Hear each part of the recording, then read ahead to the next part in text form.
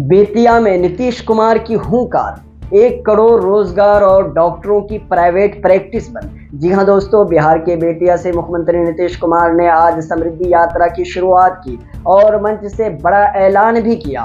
मुख्यमंत्री नीतीश कुमार ने कहा कि अब सरकारी डॉक्टर प्राइवेट प्रैक्टिस नहीं कर पाएंगे। इसके लिए सरकार नई नीति लाने जा रही है, जिससे सरकारी अस्पतालों में डॉक्टरों की उपलब्धता बढ़ेगी और मरीजों को समय पर इलाज मिलेगा। वहीं 34 मिनट के भाषण में नीतीश कुमार ने 2005 से पहले और बाद के बिहार की तुलना करते हुए पुरानी सरकारों पर जमकर हमला बोला। नीतीश कुमार ने कहा कि पहले न सड़क थी न बिजली,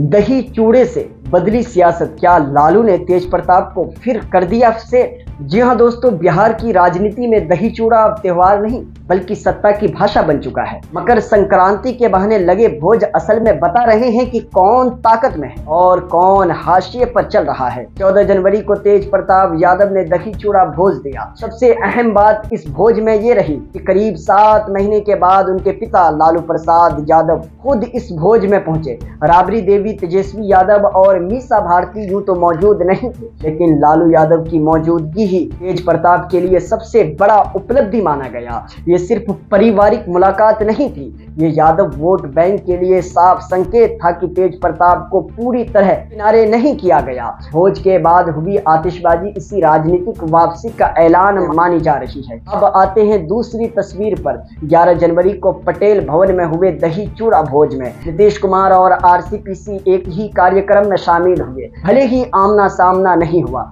लेकिन आरसीपीसी का बयान सियासी हलकों में हलचल पैदा कर गया। उन्होंने कहा कि नीतीश कुमार उनके अभिभावक हैं और उनके विकास कार्य ऐतिहासिक रहे हैं। इसके बाद आरसीपीसी की जदयू में वापसी के अटकलें तेज हो गई। जब उनसे सीधा सवाल पूछा गया तो उन्होंने न हाँ कहा न ना कहा, बस इतना कहा कि जल्द ही सबको पता चल जाएगा कि होने वाला क्या है। असल सच्चाई ये है कि जदयू से बाहर होने के बाद आरसीपीसी की राजनीति लगातार कमजोर होती चली गई। भाजपा में गए, टिकट नहीं मिला, अपनी पार्टी बनाई, कोई असर नहीं हुआ। जन सुराज में विलय किया, लेकिन बेटी तक की जमानत जब्त हो गई। वहीं दूसरी तरफ आरसीपी के बिना जदयू ने बेहतर चुनावी प्रदर्शन किया, आप सबने देखा। यानी साफ है कि आरसीपी के लिए जदयू मजबूरी है, लेकिन नीतीश कुमार के लिए आरसीपी जरूरी नहीं है। अब सवाल उठता है कि अगर नीतीश को जरूरत नहीं तो आरसीपी की वापसी की चर्चा क्यों? राजनीतिक जानकार मानते हैं कि इसके पीछे जदयू के अंदर का खेल नहीं बल्कि बाहर की रणनीति भी हो सकती है। पार्टी के भीतर एक ऐसा चेहरा जिस पर किसी और को भरोसा हो। कुल मिलाकर इस बार का दही चूड़ा सिर्फ खाने का नहीं था, ये तय करने की कोशिश थी कि कौन नेता रहेगा और कौन कमजोर पड़ेगा, यानी कौन नेता मजबूत बनेगा और कौन कमजोर पड़ेगा, और 2026 की राजनीति किस दिशा में जाएगी। तेज प्रताप को ताकत का इशारा मिल चुका है, वहीं आरसीपी सिंह वापसी के दरवाजे पर खड़े हैं और नीतीश कुमार अभी अपने पत्ते खोलने को तैयार नहीं है। अब देखना यह है कि ये दही चूड़ा सिर्फ रस्म साबित होता है या बिहार की सत्ता का नक्शा बदल देता है।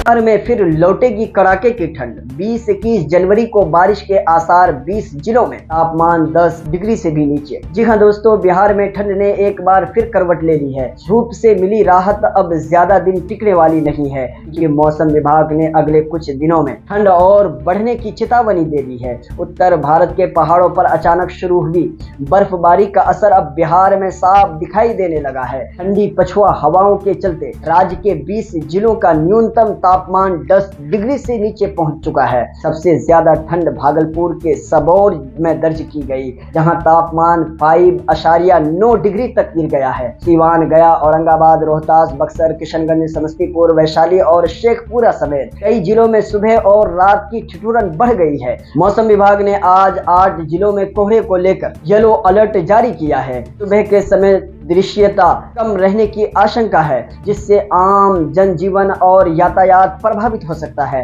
राजधानी पटना में भी सुबह हल्का से माध्यम कोहरा छाया रहेगा। दिन में धूप जरूर निकलेगी, लेकिन रात होते ही कड़ाके की ठंड लोगों को परेशान करेगी। पटना का न्यूनतम तापमान करीब 10 डिग्री रहने का अनुमान है। मौसम वैज्ञानिकों के अनुसार 17 जनवरी को एक मजबूत पश्चिमी विक्षोभ सक्रिय होगा, जिसका असर 20 और 21 जनवरी को दिखेगा। इन 2 दिनों में बिहार के कई इलाकों में बारिश हो सकती है, जिससे ठंड और ज्यादा बढ़ेगी। हालांकि इसके बाद तापमान में धीरे धीरे बढ़ोतरी की संभावना है, लेकिन तब तक सुबह और रात की ठंड से राहत नहीं मिलने वाली है। मौसम विभाग ने लोगों को सलाह दी है कि ठंड और कोहरे को देखते हुए सुबह शाम विशेष सतर्कता बरतें, खासकर बुजुर्गों और बच्चों का विशेष ध्यान रखें। बिहार में फिलहाल ठंड का दौर अभी जारी रहने वाला है।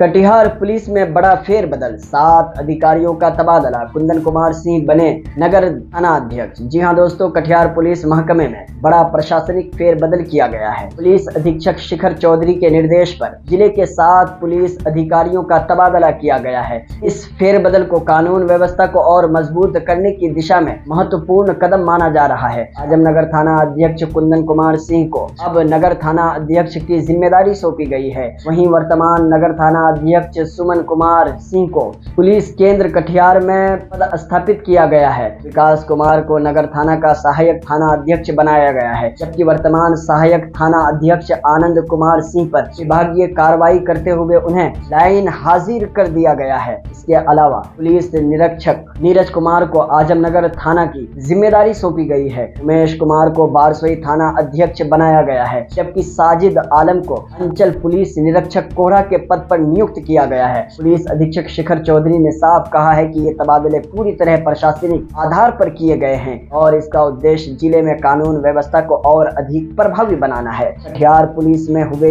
इस फेरबदल के बाद जिले की सुरक्षा व्यवस्था पर अब सबकी नजरें टिकी हुई है। Thanks for watching.